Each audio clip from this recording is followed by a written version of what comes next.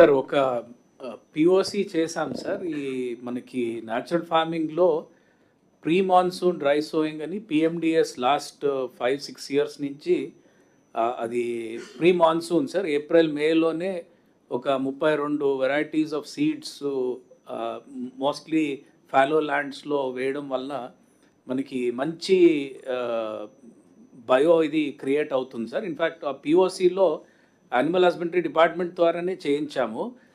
ఆ PMDS gross తిన్న animals యొక్క quality of milk has improved sir. Quantity improve అయింది, క్వాలిటీ కూడా ఇంప్రూవ్ అయింది సార్. ఫ్యాట్ కంటెంట్ ఇవన్నీ కూడా ఇంప్రూవ్ అయ్యాయి. సో ఆ కలెక్టర్లందరికీ కూడా పిఎండిఎస్ గురించి బాగా అవగాహన ఉంది సార్.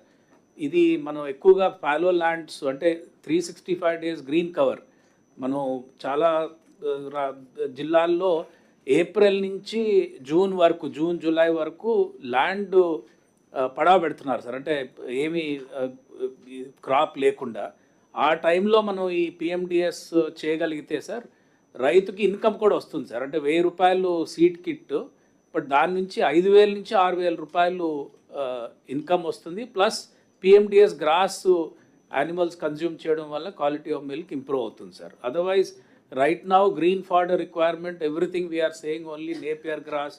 ఒక మోనోక్రాప్ సీడ్స్ బయట నుంచి తీసుకొచ్చి కలెక్టర్లు వేసి అది మనం వేరే జిల్లాలకి ట్రాన్స్పోర్ట్ చేయడం ఇదంతా జరుగుతుంది సార్. పిఎండిఎస్ ద్వారా ఇన్ సిటు ఎక్కడ కొరత ఉంటే అక్కడ చేయడానికి అవకాశం ఉంది సార్.